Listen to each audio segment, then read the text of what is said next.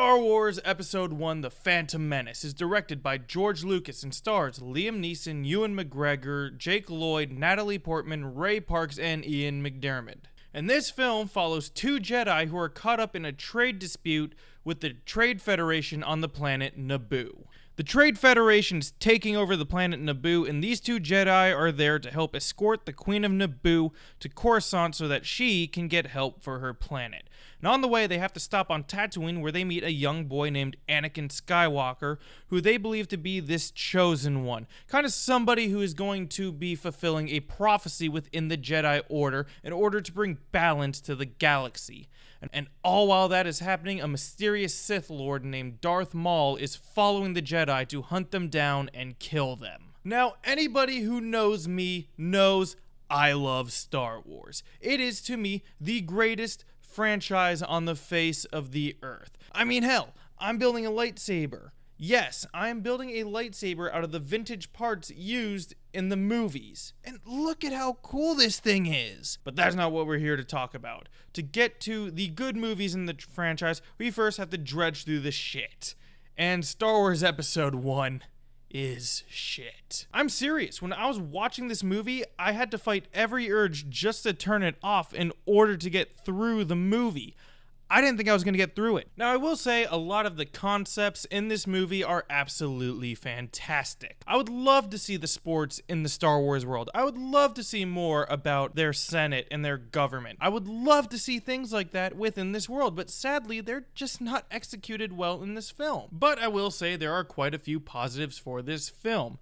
In particular, Liam Neeson and Ian McDiarmid. They both gave absolutely fantastic performances. Ewan McGregor was also great in this film, but he wasn't really given much, so he was more of a meh character to me, but his performance was pretty good as well. But Liam Neeson as this Jedi Knight who follows the living Force rather than just the Force, like most other Jedi do, was a very interesting character to me, as well as Ian McDiarmid, who was playing Palpatine. Palpatine, to me, is the best character, not only in this movie, but the entire prequel trilogy.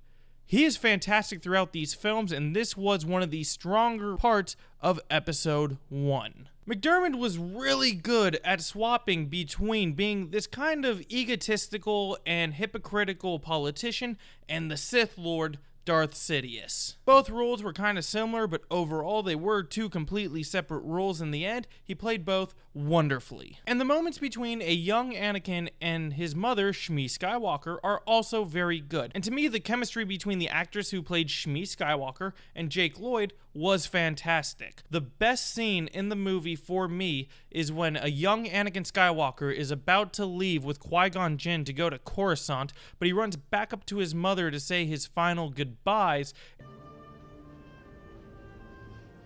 Will I ever see you again? What does your heart tell you? I hope so. Yes.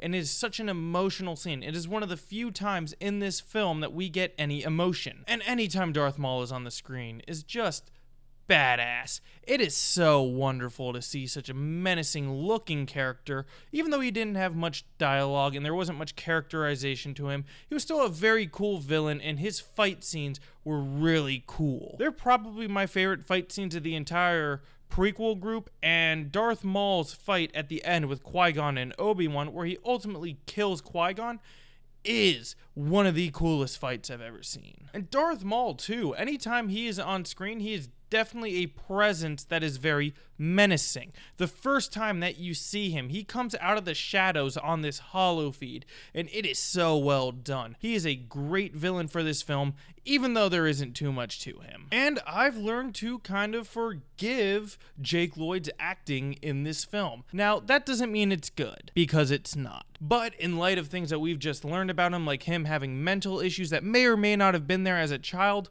along with him being directed by George Lucas, who is more of a world builder and not really a storyteller per se, as well as having to read some of George Lucas's dialogue, I can forgive the kid.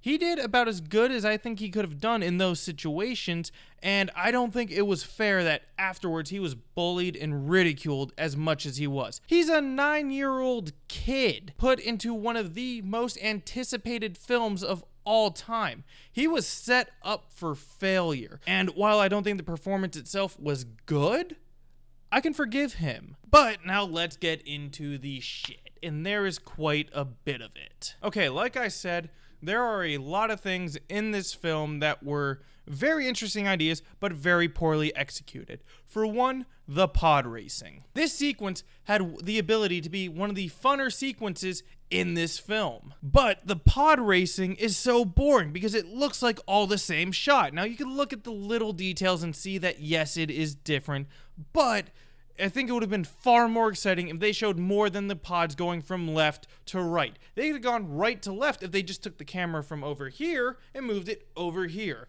It would have been so simple, and it would have added more dynamics to that race. And also, it was just a cheap way to bring in the Tusken Raiders and Jawas, things that we like from the first movies. Yeah. It was really cheap, it was unneeded, you didn't need to fill that space. Just show us the pod race. And the Senate hearings too, that could have added so much gravitas, so much tension to this film. But no, all they do is they are exposition scenes. That's all they do. They just tell us what is happening, what is going to happen. Palpatine, and part of it is even whispering in the Queen's ear what we're literally watching. We do not need to hear about it, we just need to see it. And it really made what could have been a very interesting part of the Star Wars world into something that was so boring that I can barely get through it. And the droid army also, I think, could have really been interesting if there were more droids in them, like the droidecas. The droidecas were really, really cool. I mean, these armored droids that had a shield around them that actually made it very difficult for the Jedi to kill them. What's not cool about that? But no, we just get your average cannon fodder for a film 90% of the time. And it really didn't add any tension within the fights. It really just made it comical. One of the best parts of the original Star Wars trilogies is that when Luke, Han, and Leia were fighting the stormtroopers, they didn't have lightsabers. They had blasters, so they really were on even playing field with the stormtroopers. Even with a lightsaber, it was used sparingly, and even with the Force, Luke wasn't trained in the Force, so he couldn't really use it. With the Force and with lightsabers, these Jedi are just cutting through these droids like nothing, and it didn't really add anything to the film. And now we get to the true negatives, the things that were just flat out bad. Not things that had potential, but were just flat out bad. And before you guys ask, I'm not going to be talking about some of them that have been talked about ad nauseum already. Things like Jar Jar Binks or the racial stereotypes within the film. There is nothing I can really add to those, so I'm not really even going to talk about them.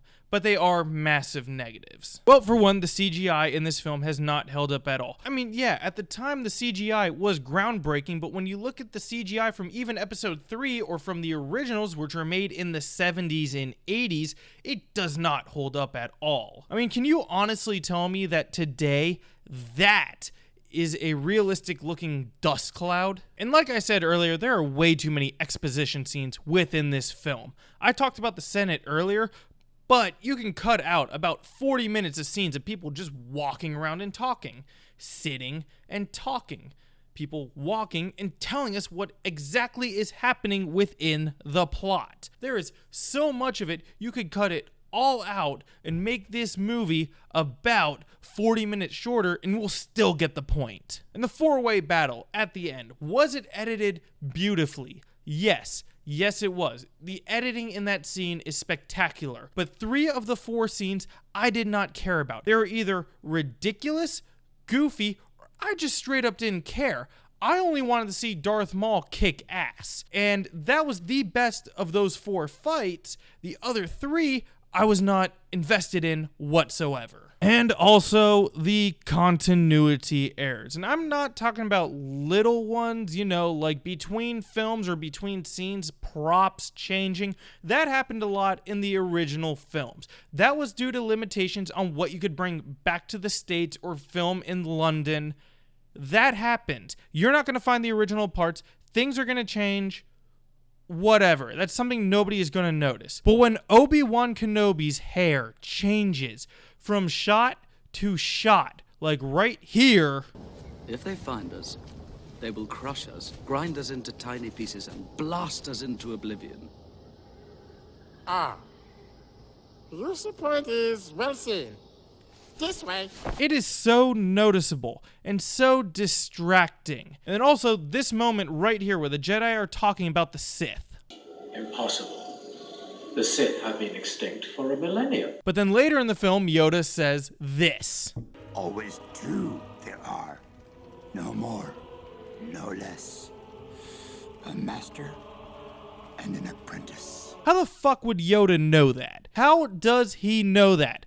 The Sith started the rule of two when Darth Bane took over after the Sith were eradicated. The Jedi thought the Sith were gone by the time the rule of two came about. Yoda is 900 years old, which means in this film, he is at least 100 years younger than the destruction of the Sith. So how the fuck does he know that there are only two Sith Lords? But I think my biggest problem with this movie is that it is completely pointless. This film takes place 10 years before Attack of the Clones, and the only thing of note that happens is that Obi-Wan Kenobi starts training Anakin Skywalker in the last 5 minutes of the film. What the fuck am I watching that other hour and 55 minutes for? We really should have started with episode 2, episode 3, and then have Vader hunting down the rest of the Jedi. That should have been our episode 1, 2, and 3, instead of what we got. Starting out with a young Anakin Skywalker 10 years before Attack of the Clones, where the meat of the Star Wars story actually begins, was a massive, massive mistake. This film does have some good things about it, but they are few and far between. Besides some great concepts and a couple of good performances, there is nothing to this film really. I'm going to give Star Wars The Phantom Menace a D+. So I don't think at this point I need to ask anybody watching this if they have seen Star Wars The Phantom Menace, but if you have, what did you personally think? Comment below and let me know. Guys, I am so happy to be talking Star Wars with you. We're going to have to get through some bad stuff, like I said, and the next one isn't much better than this, but we'll get there. We'll get to some of the good very soon. If you guys like this, you guys can like and subscribe, and I will see you guys next time. Bye-bye.